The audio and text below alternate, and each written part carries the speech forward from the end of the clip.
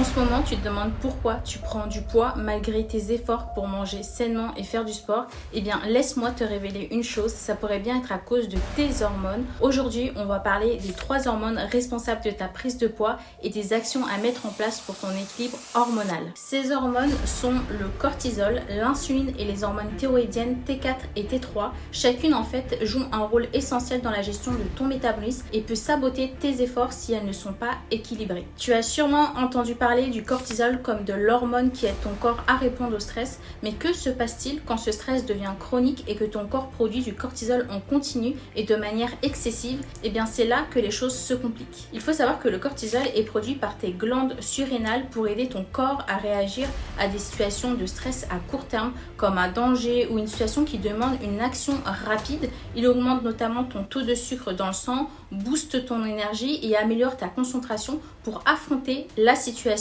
Mais quand ton corps reste constamment en mode alerte, c'est là que ça devient problématique. L'action également du cortisol se limite pas seulement aux situations stressantes, puisqu'il est aussi sécrété de manière cyclique dans la journée, en grande quantité le matin au réveil, lorsque finalement on a besoin d'énergie. L'impact du cortisol sur ta prise de poids. Alors un stress chronique qui soit dû au travail, à un manque de sommeil ou à une suractivité maintient en fait ton taux de cortisol élevé, et à long terme ce cortisol en excès peut te faire stocker des graisses, surtout au niveau du ventre, car il stimule ton appétit et favorise le stockage des graisses. Les causes de cette surproduction de cortisol, alors je pense que tu t'en doutes bien, le stress chronique en fait partie. Ton travail te stresse, tu as des problèmes personnels ou tu vis dans un environnement bruyant, ton corps perçoit tout ça comme un stress et réagit en augmentant ton cortisol. Également le manque de sommeil, tu l'as peut-être remarqué, quand tu dors mal, ton humeur change, ton appétit augmente, tu as envie de manger des aliments moins sains, c'est parce que ton corps compense le manque de sommeil en augmentant ta production de cortisol. Un autre facteur un peu moins connu, c'est la suractivité. Par exemple, si tu fais trop de sport sans récupérer suffisamment, sans laisser du repos à ton corps, en fait ton corps va rester en mode stress et produire du cortisol en excès.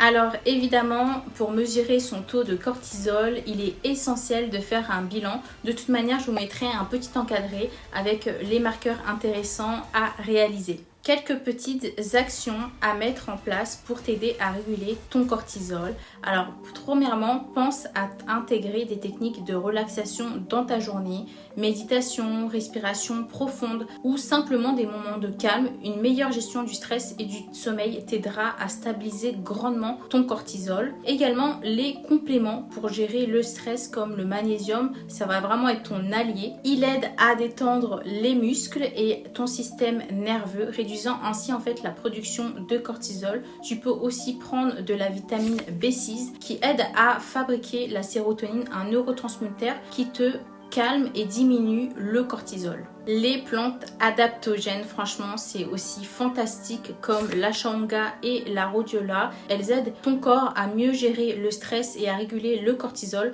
En réduisant ton taux de cortisol, elles aident finalement à diminuer le stockage des graisses. Et aussi l'ashwagandha, c'est vraiment une petite pépite pour le sommeil. Après avoir vu comment le cortisol peut influencer ton poids, voyons maintenant l'insuline, une autre hormone clé dans la régulation de ton métabolisme. L'insuline est une hormone essentielle pour réguler la glycémie, mais elle joue aussi un rôle important dans la gestion du stockage des graisses. Pour résumer, l'insuline est sécrétée par ton pancréas lorsque tu manges. Elle aide à transporter le glucose, donc le sucre, dans tes cellules pour qu'il soit utilisé comme source d'énergie. C'est un processus clé pour maintenir un taux de sucre stable dans le sang. C'est comme une petite clé finalement qui ouvre la porte des cellules pour faire rentrer le sucre. Cependant, lorsque ce mécanisme ne fonctionne plus correctement, le glucose ne parvient plus à entrer efficacement dans les cellules, ce qui mène à une résistance à l'insuline. Et cela peut provoquer du coup une hyperglycémie, donc un taux de sucre élevé dans le sang. Le pancréas, pour compenser, va alors également produire davantage d'insuline, donc des clés, afin de pouvoir faire rentrer le sucre dans les cellules, et cela peut engendrer une hyperinsulinémie de manière chronique, donc un taux d'insuline élevé dans le sang. Et finalement, ce processus favorise le stockage des graisses et rend la perte de poids plus difficile.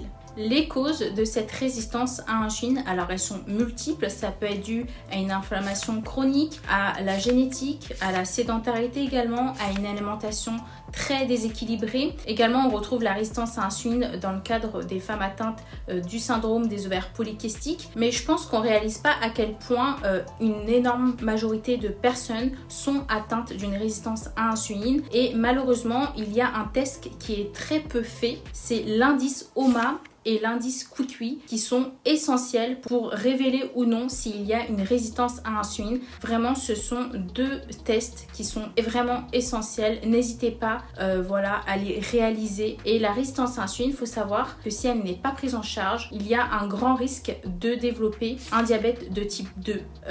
Donc ça, c'est trop important. Alors, quelques petits conseils pour t'aider à diminuer cette résistance à l'insuline.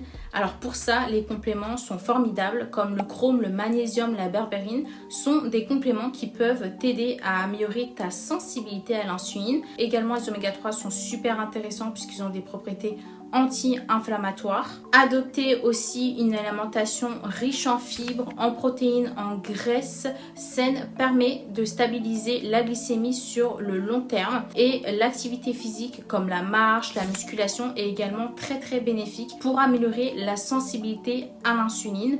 La gestion évidemment de l'inflammation, réduire l'inflammation à travers une alimentation équilibrée, anti-inflammatoire, riche en antioxydants, en évitant au maximum les aliments ultra transformés, aide en tout cas à restaurer une meilleure réponse à l'insuline. Enfin, parlons de la thyroïde, une glande qui joue un rôle crucial dans la régulation de ton métabolisme. Frilosité, fatigue chronique, perte de cheveux, rétention d'eau, ces symptômes te parlent peut-être. Ce sont quelques-uns des nombreux signes peuvent indiquer un dysfonctionnement de ta thyroïde, notamment l'hypothyroïdie. Alors la thyroïde, pour résumer, c'est une petite glande donc située à la base de ton cou qui produit deux hormones essentielles, la T4 et la T3. Ces hormones, en fait, elles influencent directement ton métabolisme, c'est-à-dire la manière dont ton corps utilise l'énergie. La T3, forme active de ces hormones, est celle qui agit sur presque toutes les cellules de ton corps. Donc quel est l'impact sur ta prise de poids ? Quand ta thyroïde fonctionne au ralenti, donc en hypothyroïdie, elle produit moins d'hormones thyroïdiennes, ce qui entraîne un ralentissement de ton métabolisme. Résultat, ton corps brûle moins de calories, même au repos, ce qui peut provoquer une prise de poids inexpliquée.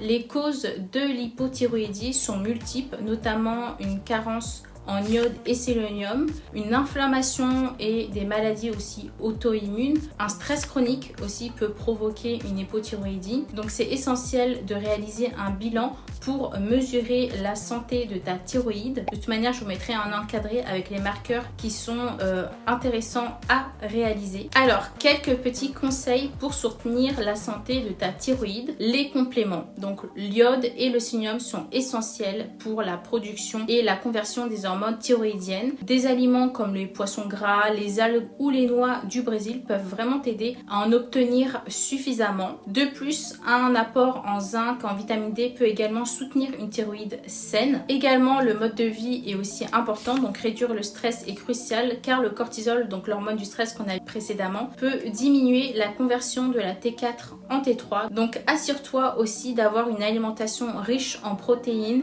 et suffisamment de repos pour maintenir un métabolisme optimal. L'équilibre aussi hormonal, puisque la thyroïde aussi joue un rôle clé dans la régulation des cycles menstruels et la production d'œstrogènes. Donc ça, pour les femmes, justement, on peut retrouver avec l'hypothyroïdie comme des cycles irréguliers.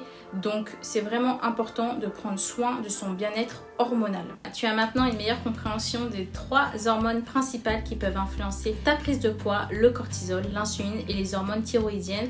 En prenant soin de ces hormones et en ajustant ton mode de vie, tu pourras non seulement avoir une meilleure gestion de ton poids, mais aussi améliorer ton bien-être général. Un déséquilibre hormonal n'impacte pas seulement le poids, mais également de nombreux autres aspects de ta santé, comme ton énergie, ton humeur, ta digestion et même ton cycle menstruel pour les femmes. Donc en rééquilibrant tes hormones, c'est tout ton bien-être physique et mental qui peut être influencé. Évidemment, avant de commencer toute cure de compléments, n'hésite pas t'aidera surtout à te faire accompagner et à consulter vis-à-vis de ton propre état de santé. Si cette vidéo t'a été utile, pense à laisser un petit like et abonne-toi si ce n'est pas encore fait pour plus de conseils sur le bien-être hormonal. Et n'hésite pas à partager ton expérience dans les commentaires. À très bientôt, prenez soin de vous.